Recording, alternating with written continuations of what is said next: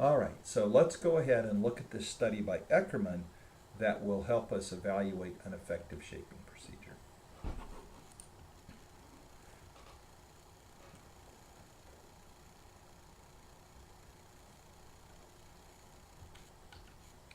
So you're going to summarize procedure, findings, inclusion of Eckerman, Hines, Stern, Kolowitz, and in so doing, you will be able to identify optimal shaping procedure.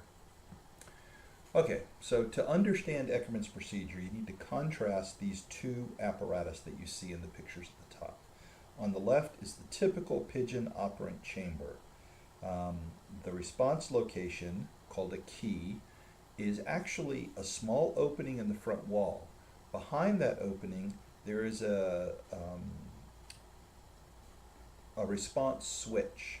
So if the pigeon pecks against the tab that's in view behind the opening, through the opening, it closes a switch. So we know that the peck occurred because in striking the switch, it closes. We record that as a response. But the key here is the opening through which the pigeon pecks is only an inch or an inch and a half wide. Now, on the right, you see an alternative device.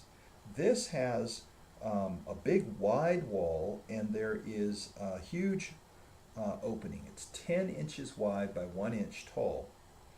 And that 10-inch opening has 20 half-inch response tabs. So there are 20 individual response locations in the long key.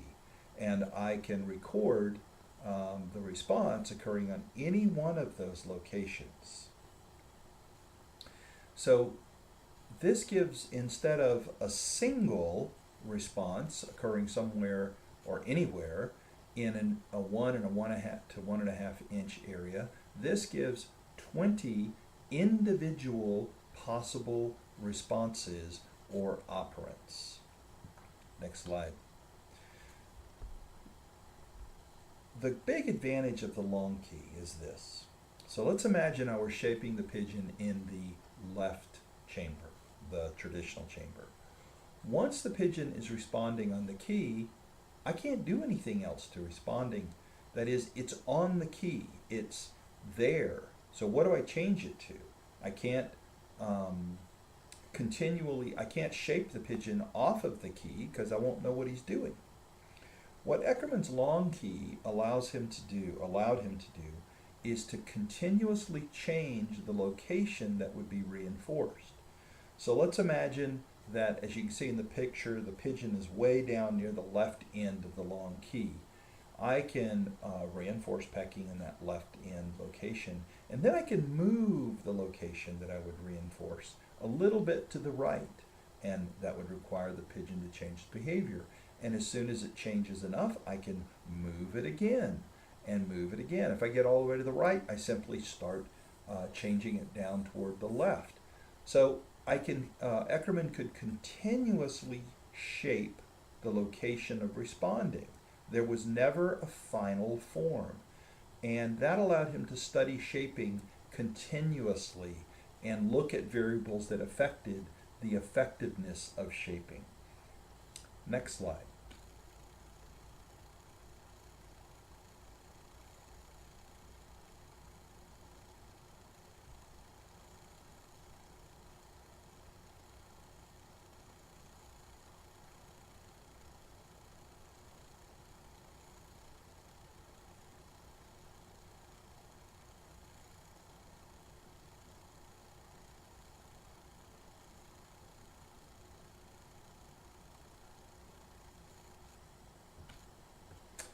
All right, so because Eckerman was able to continuously shape response location in the long key, he could study continuous shaping. And his experiment evaluated two critical variables, what he calls step size and step rate. In simpler terms, how far do you ask behavior to go when you change the shaping requirement, and how fast do you make those changes?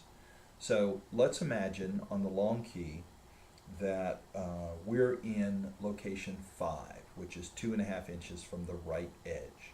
Now, if you're going to change the response criteria, do you change it all the way to location 7 or location 9? Move 1 inch or 2 inches?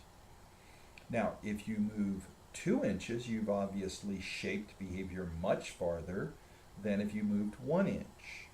So there's a question that can be answered with data. Should shaping make big changes to move behavior farther, or smaller changes, smaller steps? Then the second question to ask is, how often do we change the criteria in shaping? Do we reinforce a behavior for a while before changing it, or do we move quickly to the next targeted area?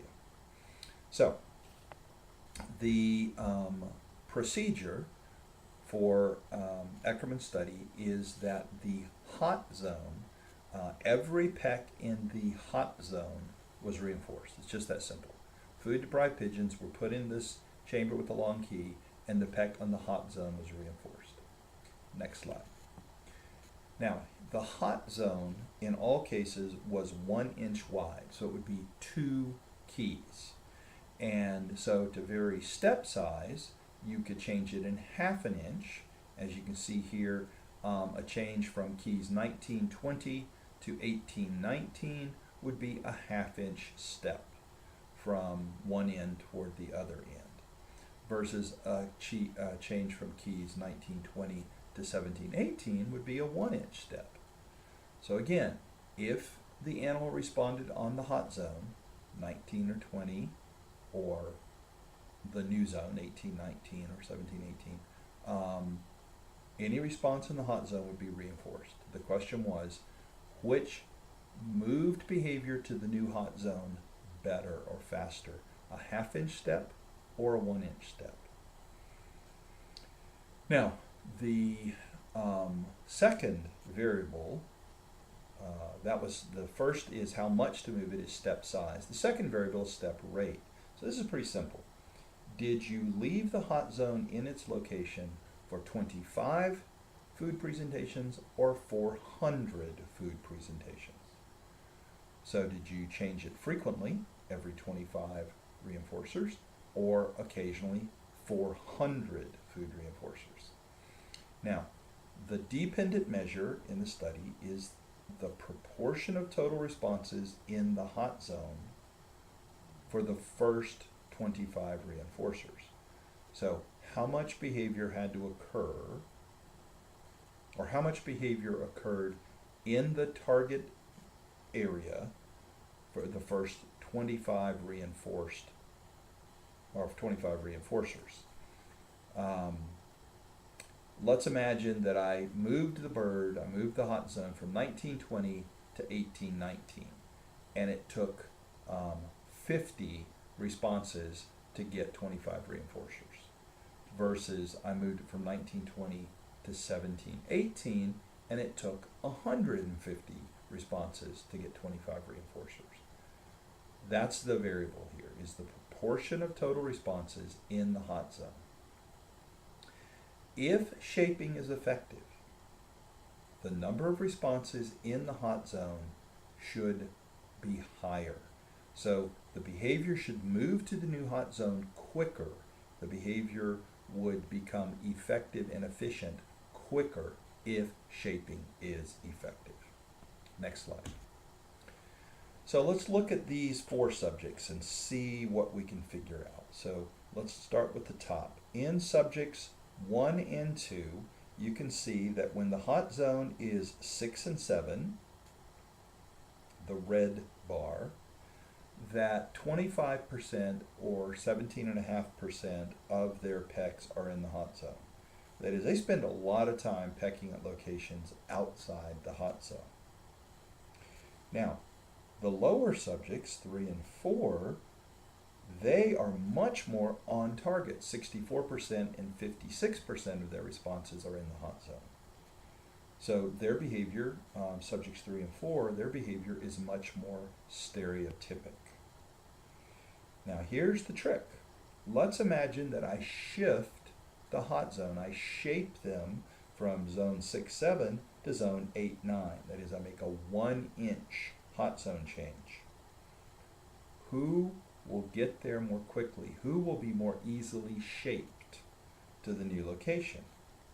Do you see that logically it would be subjects 1 and 2 because they already have behavior occurring in the new hot zone, or at least more behavior occurring in the new hot zone? So the new reinforcing contingency will make contact with your behavior sooner.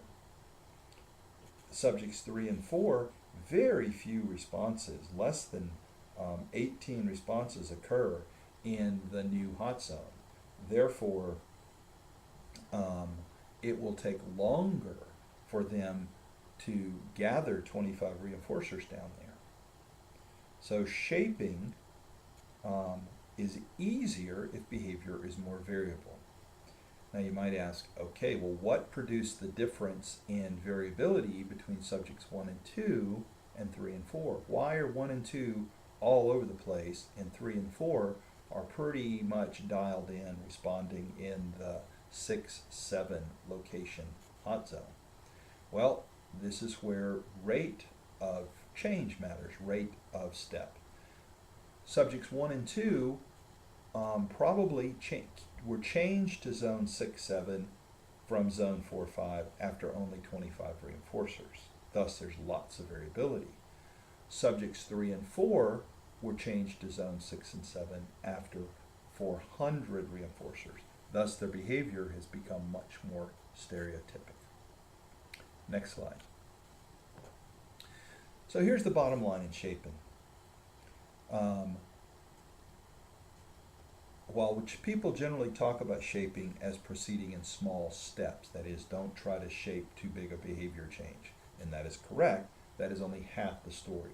The other is shaping must keep moving. It must change frequently. If you reinforce an intermediate behavior too much, the behavioral variability is reduced. It becomes harder to move the behavior to the next target form. So shaping should move in very small steps very quickly. Next slide.